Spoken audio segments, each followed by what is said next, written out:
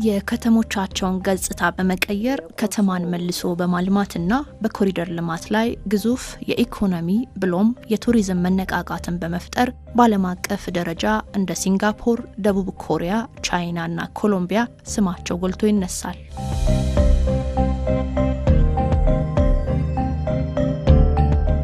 ከመንገድ ግንባታ ከውበት ባሻገር ትልቅ አበርክቶ እንዳለው የሚነገርለት የኮሪደር ልማት አካባቢያዊ ብቻ ሳይሆን ሀገራዊ እሴትን ይዞ ከተሞችን ንጹህ፣ ለነዋሪዎች ምቹ፣ ደረጃቸውን የጠበቁ ተወዳዳሪና ተመራጭ የማድረግን ዓላማ ይዞ በሀገራችን ኢትዮጵያ በጠቅላይ ሚኒስትር ዶክተር አብይ አህመድ አማካይነት በ2016 ዓመተ ምህረት በየካቲት ወር ተጀመረ።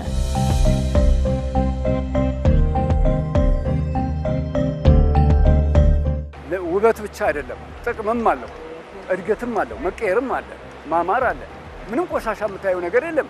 በየወንዙ ዳር ስትሄጂ አይን አይቶ ልብ ይፈርዳል። ያው ከተማዋ ቆንጆ ናት። ኮሪደር ልማትን ብለን ስናነሳ በዋናነት የምናየው አዳዲስ ላይቭሊሁድን ክሬት የማድረግ አንዳንዴ የኮሪደር ልማትን ከውበት ጋር ብቻ የሚያስተሳስሩ ሰዎች አሉ። በዋናነት የከተሞችን ገጽታ በመቀየር የዜጎች ምቹነትን የማረጋገጥ ፍትሃዊነትን የማረጋገጥና ዜጎች ይገባኛል ጥሩ ነገር ሲባል ወደ ውጪ የሚያመትርበት ሳይሆን በራሳችን አቅም በራሳችን ዜጎች የምንሰራቸው ስራዎች ዛሬ ላይ ላለው ትውልድ ውበት ሆኖ ሊሆን ይችላል። ነገ ላይ ላለው ግን ተጨማሪ የስብዕና ግንባታም ትውልድ ኃላፊነት የሚወስድበት ካሁን በኋላ ከዚህ ያነሰ መሰረተ ልማት የሚቀበል ትውልድ እንዳይኖርም ጭምር ተደርጎ ካሁን በኋላ ላይ የሚመጡ ትውልድም ጭምር ከዚህ የበለጠ መስራት እንዳለባቸው ኃላፊነትም የሰጠ ነው ብለን መውሰድ የሚቻል ነው የሚሆነው። ፕሮጀክቱ መጀመሪያ በዋና ከተማዋ 5 ዋና ዋና መስመሮችን በመለየት የተጀመረ ሲሆን ቀደም ሲል ጠባብና የተሰባበሩ የነበሩ የእግረኛ መንገዶች ፈርሰው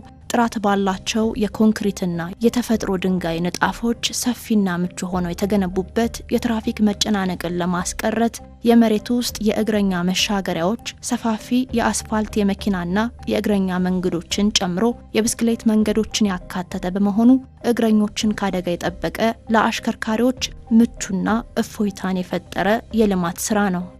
እግረኛም መኪናም አንድ ላይ ነበር ግር ብሎ የሚሄደው። ያ ደግሞ ለትራፊክ አደጋ በጣም ተጋላጭ ይሆናል ማለት ነው። ግን የኮሪደር ልማት መኖሩ እግረኛ ፍሪ ሆኖ ይሄዳል። ሰዎች ብዙ ጊዜዎችን መንገድ ላይ በሄዱበት ሰዓት የመገፋፋትና የመጨናነቅ ነበረ። አሁን ግን ቆንጆ ነው። በጣም ሰውም ሰና ብሎ መንገዱም ሰፋ ብሎ የሚሄዱበት ላይ ነው ያለው። ሰውና መኪና አብሮ ነበር የሚሄደው እስከማይለይበት ድረስ ማለት ነው። አሁን ላይ ግን ያገኘነው ጥቅም ልጆቻችን በነጻነት ይዝናናሉ፣ ይጫወታሉ። እግረኛም እንደ ልቡ ይሄዳል፣ ይንቀሳቀሳል። በጣም ብዙ ጥቅም አግኝተናል ከተሰራ በኋላ። ከመኪና ጋራ ምንም የሚያጋጫቸው ነገር ስለሌለ መኪናዎችም ታክሲዎችም የራሳቸው ቦታ ስላላቸው ቀንሷል የትራፊክ አደጋ ነው። በፊት ከህዝብ ጋር እየተጋፋን ነው ምናሽከረክረው። አሁን ግን በጣም ጥሩ ነው። የተሽከርካሪ መንገዶችን አስፍተናል። አሁን ከኃይሌ ጋርመንት እስከ ጀርመን አደባባይ ያለውን ካየን በሁለቱም መንገድ እንዲሰፋ ተደርጓል። የእግረኛ መንገድ ድሮ ከነበረው ስታንዳርዱ ከፍ ብሎ ምቹ ተደርጎ ተጨማሪ መገልገያዎች ተጨምረውለት ተሰርተዋል። ከኮሪደር በፊት ከሲኤምሲ ስራ መምጣት ወይም ከስራ ሲኤምሲ መግባት ያ ሁሉም ሰው የሚያውቀው ችግር ነው። አሁን ያ ችግር እንደው ዜሮ ነው ባልልም በከፍተኛ ደረጃ ተቃሏል። አማራጭ መንገዶች ሰርተናል፣ የነበረውን ማስፈተናል፣ የእግረኛና የመኪና ለይተናል። በዚህ ምክንያት ሰው በፈጠነ ጊዜ ውስጥ ወደ ስራ ወደሚፈልገው ቦታ ይደርሳል። የዛሬ 3 ዓመት 4 ዓመት ገደማ ብዙ ፓርኪንግ ስላልነበረን ከተማ ውስጥ አስፋልቱ የእግረኛ መንገድም ነው፣ አስፋልቱ የመኪና ማቆሚያም ነው፣ አስፋልቱ መኪና መንቀሳቀሻም ነው። በዚህ ምክንያት አደጋ ሊያጋጥም ይችላል። በፈጠነ ሰዓት ከምታስበው ቦታ ልደርስ አትችልም። ባለፉት 5 ዓመታት ገደማ አዲስ አበባ ውስጥ ፓርኪንግ ሰርተናል። ሄደህ ፓርክ ማድረግ የምትችልባቸው ቦታዎች በርካታ ናቸው። የኢቪ ቻርጀር አክሰስ ማግኘት፣ የሄድክ የት እንዳለ አውቀህ ቻርጅ ማድረግ መቻል፣ እነዚህ ሁሉ የትራንስፖርት ሲስተሙን የሚያሳልጡ ናቸው። ጥፋት ተጠፋ የካሜራ ሲስተሞች ወንጀለኛን ለመለየት የምንጠቀምበትን ጨምሮ ማለት ነው። በጣም በርካታ ጉዳዮች የሚካተቱበት ቢሆንም ስማርት ትራንስፖርት አንዱ የኮሪደር ልማት ግብና ፍላጎት ነው። ውጤትም እያገኘንበት ነው።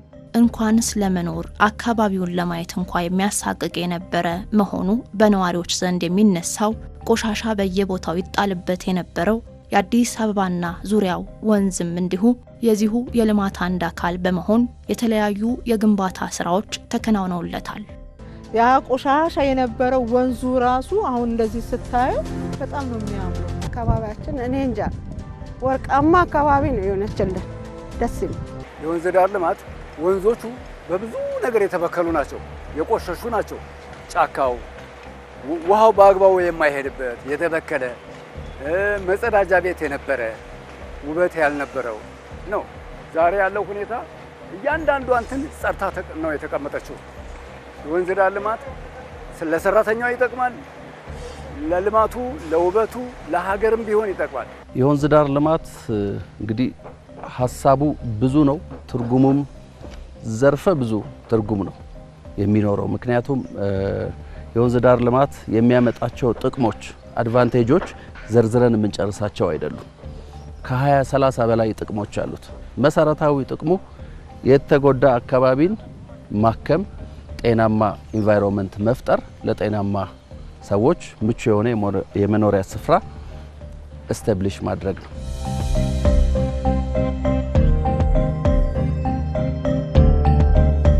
የወንዝ ዳር ፕሮጀክት ሲሰራ በፍጹም ተፈጥሮን እንዲያበላሽ አይመከርም።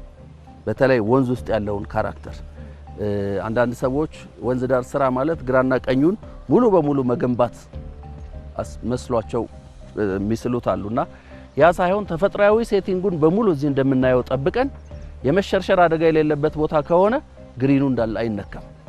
ይሄ ነው ኢኮሲስተሙን፣ ሃቢታቱን፣ ወንዙን ህይወት እንዲኖረው የሚያደርገው። የዛሬ አመት ስንመጣ እዚህ ወንዝ ውስጥ ማድረስ አይቻልም ነበር። አሁን ግን ከደቂቃዎች በፊት ማየት ትችላለሽ፣ ማዶ ላይም በርካታ ወፎች አሉ ወንዝ ውስጥ። ስለዚህ የምንፈልገው አንዱና ትልቁ ዓላማ የዚህ ወንዝ ህይወት እንዲመለስ ነው። ብዙ ቦታ በእግር አይደለም በመኪና እየነዳ ሪቨር ክሮስ የሚያደርግባቸው ቦታዎች ላይ ከደረስክ መስታወት ከተከፈተ ጉንፋን ያማል፣ ቶንስል ያማል። በጣም ከፍተኛ ሽታ ነው ያለው። በእግር ደግሞ አይታሰብም። ለምን ሳይዳችን ጥቁር መርዛማ የነበሩ ውሃዎችን ማከም ነው። ለኑሮ ምቹ ያልሆነ ውሃ ወንዝ ዳርቻ ማለት የደህንነት መሰባሰቢያ ነው የነበረው አዲስ አበባ ውስጥ። ከተማው የማያውቀውም ቦታው ሰውን በላይ ይገነባል። የችግርተኛ ህጋዊ ያልሆኑ ሰዎች መኖሪያ የነበረው። አሁን ግን ከጥቂት ዓመታት በኋላ አዲስ አበባ ውስጥ የምንሻማባቸው ቦታዎች ለመኖር ሪቨር ሳይድ ናቸው። እውነት ለመናገር ከሰራናቸው ስራዎች ውስጥ በጣም ከፍተኛ ግምት የሚሰጠው በጣም ጠቃሚው ስራ ሪቨር ሳይድ ነው። አዲስ አበባ ላይ ክሎስ ቱ 50 ኪሎ ሜትር የሆነ አጠቃላይ የሚሰራው የሪቨር ሳይድ 8 ወንዞች ላይ ይሰራል። አንደኛው ለምሳሌ ከእንጦጦ ጫፍ ጀምሮ በፒያሳ አቋርጦ በፒኮክ የሚሄደው ነው። ብዙዎቹ ወንዞች ግን እየተገናኙ የሚሄዱባቸው ቦታዎች አሉ። አንደኛውን ብቻ መስመር መስራት የምትፈልገውን ግብ ያሳካል። ምክንያቱም ከአንደኛው የሚመጣው ቆሻሻ ስለሚያበላሸው። ሪቨር ሳይዱ ብዙ ሀገራት እኔም ያየሁት የተለመደው ሪቨር ባንኩን የውሃ መሄጃውን ብዙ ሀገራት አሳምረው በድንጋይ አድርገው ሰርተዋል። ንጹህ ውሃ እንዲሄድበት ብዙ ቦታ ይታያል። የኛ ለየት የሚያደርገው ግን ከውሃ መሄጃው ግራና ቀኝ እንደየቦታ ሁኔታ 50-100 ሜትር ድረስ ወክወይ ያለው ፕላንቴሽን ያለው መዝናኛ ቦታ ያለው ለእይታ በጣም ማራኪ የሆነ ነገር ነው። የብዙ ከተሞች ውበት ግሪን መሆን ብቻ ሳይሆን ለውሃ ዳር መሆናቸው ነው። ኦሽን ወይም ሌኮች ያሉባቸው ከተሞች የተሻለ ተፈላጊ ናቸው። አዲስ አበባ እንዳጋጣሚ ሆኖ የአየር ጠባዩ በጣም የተመቸ ነው። ግሪን መሆን ትችላለች፣ ግን ደግሞ ውሃ የለንም። ያንን ክፍተት የምንሞላው አንዱ የሪቨር ልማቱ ያንን ጋፕ ይሞላዋል። ውሃ፣ የውሃ ድምፅ፣ ግሪን ነገር ማየት፣ ንጹህ አየር ማሽተት ሰላም የሚሰጥ ጉዳይ ነው። ያን ለማድረግ ሪቨር ባንኩ ሲስተካከል ብዙ የኑሮ ዘዬ ያሻሽላል። የኮሪደር ልማቱ የሀገር ውስጥ አምራቾችን ለማበረታታትና የውጭ ምንዛሬን ለማዳን ሲባል በከፍተኛ ደረጃ በሀገር በቀል የግንባታ ግብዓቶችና ምርቶች ላይ ተመስርቶ የተከናወነ ፕሮጀክት ነው።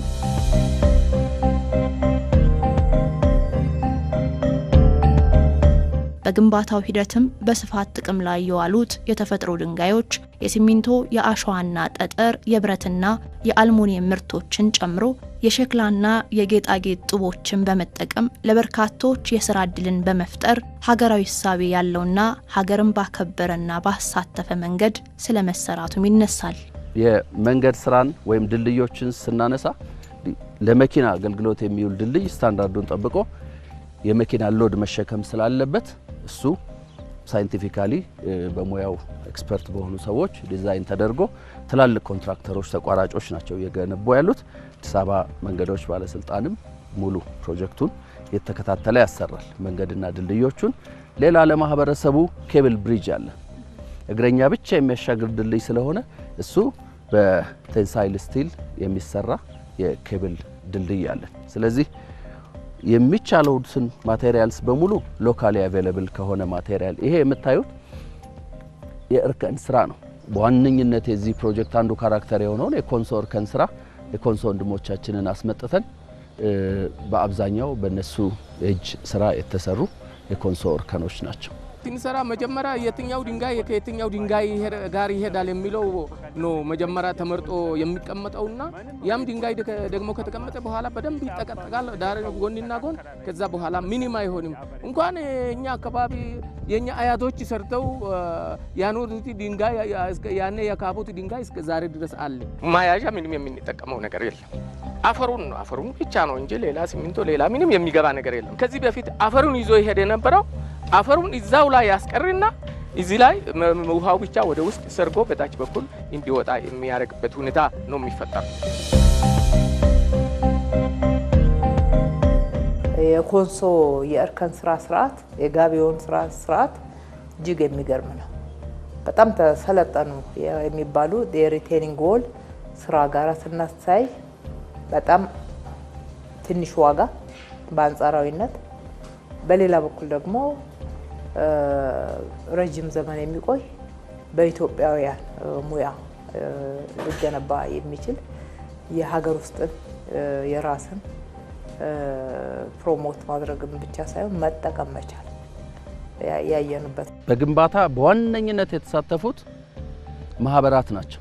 የኮንስትራክሽን ማህበራት በማይክሮ የተደራጁ የኮንስትራክሽን ማህበራት ከአዲስ አበባ ዲዛይንና ኮንስትራክሽን ቢሮ ተመልምለው መጥተው 80% የሚሆነውን ስራ ሙሉ በሙሉ በማህበራት ነው የተሰራው። ኮሪደር ልማትም ይሁን አጠቃላይ መሰረተ ልማት ስራ ስንሰራ በሂደትም የስራ ዕድል እየፈጠርን ከተሰራ በኋላም ደግሞ ከፍተኛ የስራ ዕድል መፍጠር የሚችሉ ናቸውና በአንድም በሌላም መንገድ ዜጋን ሰውን ታሳቢ ያደረገ ስራዎች እየሰራን ኢኮኖሚክሊ ደግሞ ኮንሸስ የመሆን የሪተርን አማራጭ እንዲያድግ የተደረገበትን መንገድ ተጨማሪ ለመንግስትም ለዜጋው ተጨማሪ የስራ ዕድል የሚፈጠርበትና ገቢ እያደገ የመጣበትን ማየት እንችላለን። ኮሪደር ግን ስራ ብቻ ለሚፈጥረው እየተሰራም ስራ ነው። ፕሮጀክቱ ካለቀ በኋላ ተጨማሪ ስራ ዕድል ይፈጥራል። ኮንቲኒየስ ስለሆነ የስራ ባህሪ። ሁለተኛ ስኪል ይፈጥራል። የአዲስ አበባ የኮሪደር ዴቨሎፕመንት በጣም በርካታ ሃንዲ ኢንጂነርስ ፈጥሯል። ዩኒቨርሲቲ ገብተው ከሚያገኙት እውቀት የላቀ ፕራክቲካል እውቀት እንዲያገኙ አድርጓቸዋል። በትራፊክ እንቅስቃሴና በነዋሪዎች ላይ የሚደርሰውን መስተጓጎል ለመቀነስ ከባድ የቁፋሮ የአስፋልት ንጣፍና የጭነት ስራዎችን በብዛት በምሽት በማከናወን ግንባታው በጥራትና በፍጥነት ይጠናቀቅ ዘንድ በቀንና በማታም ጭምር ለ24 ሰዓታት ባለማቋረጥ የተሰራበት የስራ ባህልን የቀየረ የልማት ስራም ስለመሆኑ ይነሳል። አሁን እኛ ቀን ሰርተን ማታ ደግሞ የሚቀየረው አለ የሚሰሩ ስላሉ እነሱን ነው። እነዚህ የምታያቸው ማኑዋሎች ለዚህ ለአስፋልቱ በሚያጥር ሰዓት አሁን ካጠረ መስራት አይቻልም። እሱን እናሳድጋለን። ቱቦ ቀብረን እናነሳለን። ማለት አሁን ቱቦ ተቀብሮ ነው ይሄ ከፍ የሚል እሱን እንሰራለን። ከዛ በተረፈ ደግሞ አንዳንድ ነገሮች ያጠሩ ነገሮች ሲኖሩ እየተከታተልን እናርማለን። ሰቤዝ እናስፈትናለን። ኮሪደሩ ነው 24 ሰዓት ስለሚሰራ ነው። የኮሪደር ስራ ጠዋት ቀን ማታ ሳንል ብርድ ፀሐይ ሳንል እየሰራን ነው ያለነው ማለት ነው። ሰራተኛ ስራ አይፈታም። እኛ ራሱ ብዙ ጊዜ ሆኖናል ነው በዚህ በወዝራ ልማትና አገልግሎት እያገኘን ያለ ነው። ገንዘብ እናገኛለን፣ ልማት እናለማለን፣ ጽዳት እናጸዳለን፣ እንሰራለን።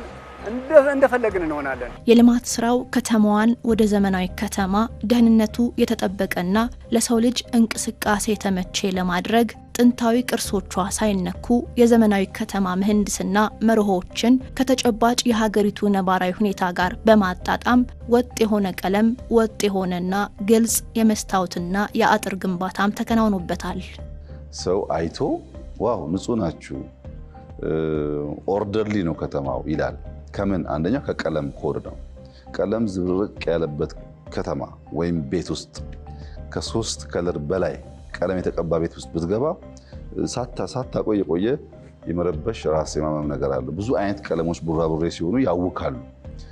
ቀለም ብቻ ደግሞ ሳይሆን ጥራት፣ ኤስቴቲኩ፣ እያንዳንዱ ተች፣ እያንዳንዱ የምታየው ነገር ፕሮፐርሊ የተሰራ መሆኑ፣ ብርሃን፣ ለብርሃን የምንሰጠው ቦታ ከፍ ያለ መሆን አለበት። ጨለማ ሁሌም ያስፈራል። ጨለማ ስለ እያንዳንዱ እርምጃ እጅጉን ኮንሽስ ሆነ እንድትጨነቅ ያደርጋል።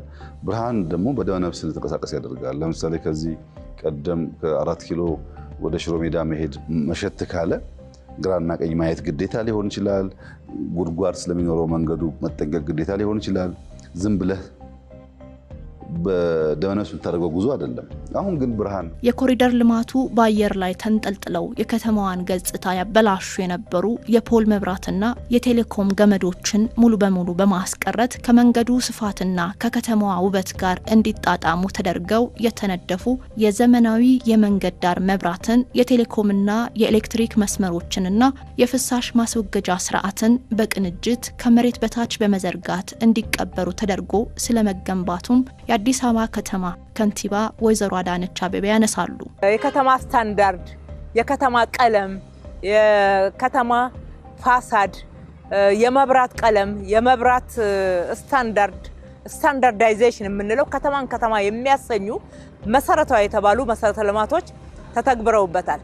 በተለይ ከዘላቂ ልማት አንጻር መሰረተ ልማቱ ላይ የድሬኔጅ፣ የስዌሬጅ፣ የመብራት እንደ ሸረሪት ድል የተጠላለፉ የነበሩት እነኛ ገመዶች ጠፍተው ከመሬት በታች ሆነው በእያንዳንዱ ቦታ ላይ መሰረታዊ ኢንተርቬንሽን ወይም ደግሞ መሰረታዊ የሆነ አዳዲስ ስራዎች የተሰሩበት ነው። የስፖርት ማዘውተሪያዎችን፣ የመኪና ማቆያ ቦታዎችን፣ የልጆች መጫወቻ ስፍራዎችን እና የመዝናኛ ስፍራዎችን ያካተተው የልማት ስራው ዘመናዊ የአኗኗር ዘይቤን ለማህበረሰቡ ያስተማረ፣ ሰዎች የሚፈልጉትን ነገር በቀላሉ እንዲያገኙ እድል የሰጠም ነው። ንጹህ አየርን ማግኘት፣ ሰፊ መንገዶች ማየት፣ ቢደክምሽ የምታርፊበት ቦታ አለ። እሱ ጥሩ ነው። በፊት በቃ አዋራ ነው፣ ልጆች በጣም ይከብድ ነበር። አሁን ግን በእንደዚህ አይነት ሜዳ መጫወት ማለት ለነዚህ ለታዳጊ ልጆች በጣም የሚገርም ነገር ነው የተደረገላቸው። ስራ ወጥቼ ነው አሁን የመጣሁት። እኔ እስካሁን በእግሬ ነው የመጣሁት። ትራንስፖርት አልያዝኩም። ገና ራቅ ብዬ ነው የምገባው፣ ግን ትንሽ መሄድ እፈልጋለሁ። አሁን በጣም ነው ደስ የሚለው። አብዛኛው የኛ የከተማ ነዋሪ በመኪና የሚንቀሳቀስ አይደለም። ይሄ ሲባል በራሱ በገዛ መኪና ምናልባት የመኪና ባለቤት የሆኑት በጣም ጥቂት ሊሆኑ ይችላሉ። ግን አጠቃላይ ሲሰራ የነበረው መሰረተ ልማት መኪና ብቻ ታሳቢ አድርጎ ይሰራ የነበረው ዛሬ ላይ እንደምናየው እንግዲህ የባይክ ሌኖች አሉ፣ ወክዌዎች አሉ፣ በእያንዳንዱ ቦታ ስታንዳርዳቸውን የጠበቁ ፓርኮች አሉ፣ ማረፊያ አካባቢዎች አሉ። ልጆች ከትላንት ወዲያ እንግዲህ እዚሁ ቅርበት ላይ የነበረን ስለሆነ ቆሻሻ እንኳን የማይነሳበት አካባቢ ዛሬ አዳዲስ ስራ የሚፈጠርበት አረንጓዴ መሰረተ ልማት ተዘርግቶለት ህጻናት የሚቧርቁበት፣ የሚዝናኑበት፣ የሚጫወቱበት እንድ ሀገርን የሚያዩበትን መነጽር ከፍ እንዲል የተደረገበት መንገድ ቀላል ነው ተብሎ የሚወሰድ አይደለም። የዛሬ 2-3 ዓመት ሲኤምሲ የሚኖር ሰው ልጆቹን ፓርክ ይዞ መውጣት ካለበት ኦል ዘ ዌይ ነርቶ ፍሬንድሺፕ ካልመጣ በቀር አልነበረም። አሁን ግን በየሰፈሩ ስለሰራን ፓርኮች አንድ መካከለኛ ገቢ ያለው ቤተሰብ ማታ ከመሸ በኋላ ልጁን ኳስ ለማጫወት ወይም ይዞ ለመውጣት የግድ ፍሬንድሺፕ አይመጣም። ድሮ አንድ የሚያገባ ሰው፣ ሰርገኛ ሰው በዚህ ቀደም እንዳልኩት ከየትም ቦታ ቢሆን የሸራተን አጥር ጋር መጥቶ ፎቶ መነሳት አለበት፣ አጥሩ ላይ ማለት ነው። ዛሬ አዲስ አበባ የተሰራችው ለሙሽራ የሆነ ይመስል በየሄድክበት በጣም አማራጮች አሉ። አፎርደብል ነው ማለት ለሰዎች የሚፈልጉትን ነገር ለመከወን በአካባቢያቸው ያገኛሉ። ለምሳሌ የኳስ መጫወቻ ትናንሽ ስታዲየሞችን የወሰድክ እንደሆነ ከ1000 600 ገደማ ነው አዲስ አበባ ብቻ የተሰራው። አሁን ሲኒየር ሰዎች ስራ ውሎ ማታ 2 ሰዓት 3 ሰዓት ከጎረምሶች ጋር ከሰፈር ሰው ጋር ኳስ ሲጫወቱ ማየት እየተለመደ መጥቷል። የኮሪደር ልማቱ በአዲስ አበባ ብቻ ሳይወሰን በክልል ከተሞችም ተግባራዊ እየተደረገ ሲሆን ከከተሞች አልፎም ዘመናዊ የኑሮ ዘይቤን ለገጠሩ ማህበረሰብ ለማስተማርና የገጠሩን ማህበረሰብ አኗኗር ለማሻሻል በአካባቢው በሚገኙ ግብአቶች ተጠቅመው አካባቢያቸውን እንዲያለሙ እድል ሰጥቷል። ይሄ ኮሪደር ያስተማረ ነገር ብዙ ነው። በ2000 ካሬ አሁን የተቀመጠው ኮሪደሩ ራሱ ማለት ነው። በ2000 ካሬ ውስጥ የላየነው ነገር ነው ያየነው። በትንሽ ቦታ ሰው በትንሽ ቦታ እንደማደር አስተምሮናል። ይሄ ኮሪደር የቤትም የማደር ቦታም ለይተናል፣ ከብትም ቤት ለይተናል፣ የዶሮም ቤት ለይተናል። አሁን ሰው አለበት አገር እንመስላለን። እኛ በጣም ደስተኛ ነን። አዲስ አበባ ላይ ብቻ በመንሰራቸው ሳይሆን መላው የኢትዮጵያ ከተሞች ላይ የምንሰራቸው ስራዎችም ደግሞ በተጓዳኝ ማየት ይቻላል። አዲስ አበባ ላይ የተጀመሩ ስራዎች ዛሬ ወደ 76 የሚሆኑ የኢትዮጵያ ከተሞች ላይ እየተሰሩ ይገኛሉ። እንግዲህ መጠኑ የተለያየ ቢሆንም ግን ደግሞ ለዜጎች ምቹነትን ታሳቢ ያደረገ ፍትሃዊ የሀብት ክፍፍልን ታሳቢ ያደረገ የሬዚሊያንት የምንለውን የማይበገረውን የአረንጓዴ ጆብም እንዲሁ ደግሞ አረንጓዴ መሰረተ ልማትንም ከግምት ውስጥ ባስገባ መንገድ ስራዎች እየተሰሩ እንደሆነ እናያለን። አብዛኛው የኢትዮጵያ ማህበረሰብ አሁንም ገጠር ውስጥ ስለሚኖር ገጠሩን መቀየር ያስፈልጋልና የተሻገረ ገጠር ከነበረ የኑሮ ዘዬ ከፍ ያለ ገጠር መፍጠር አለብን የሚል ትልም የነበረን። ለዚያ ዘንድሮ በማዕከላዊ ኢትዮጵያ 5ቱም ዞኖች ስራ ተጀምሯል። በሃላባ፣ በከምባታ፣ በስልጤ፣ በሀዲያ እና በጉራጌ ዞን በ5ቱ አካባቢ እኛ ሳምፕል ቤቶች እንሰራለን። የምንሰራቸው ቤቶች ቀደም ሲል እንዳያችሁት የአንዱ ቤተሰብ ቤት 3 ቤድሩም አለው። በቂ የሚባል ሳሎን ሊቪንግ ሩም አለው። ከጓሮም ከፊትም እርሻዎች አሉ። እንደምታዳምጠው ከብቶች ተለቀው ማሳ ላይ ሳይሆን ልክ እንደሰለጠነው ዓለም የሚመገቡበት ቦታ ተዘጋጅቶላቸዋል። ከብቶችና አርሶ አደሮች እንደከዚህ ቀደሙ አብረው አያድሩም። ሁለተኛ የከብት ተረፈ ምርት የሰውን ዌስት ተከማችቶ ባዮጋዝ በእያንዳንዱ ቤት ባዮጋዝ አለ። ስለዚህ እናቶች እንጨት አይቆርጡም፣ እንደከዚህ ቀደሙ አይጨስባቸውም። ባዮጋዝ ተጠቅመው ማብሰል ይችላሉ። ሶስተኛ እያንዳንዱ ቤት ሶላር አለው። ሶላር ስላለው ሁሉም ቤት ቴሌቪዥን አለው። ሁሉም ቤት ስልክ ቻርጅ ያደርጋል፣ መብራት አለው። ይሄ ለኛ አርሶ አደሮች በጣም ትልቅ ትርጉም ያለው ነገር ነው። ቤቱን የሰራ ነው 80% ይሄ ጡብ የምታዩ አፈር ነው፣ የከባቢ አፈር ነው። 10-15% ሲሚንቶ ይቀላቀልበታል። አብዛኛው ሪሶርስ ሎካል ነው። ከቆርቆሮ ከሶላር ውጪ አብዛኛው የምታየው ጉዳይ ሎካል ነው። የሰው ጉልበት እንጠቀማለን፣ ሎካል ማቴሪያል እንጠቀማለን። በረከሰ ግን ፕላንድ በሆነ መንገድ ነው የምንሰራው።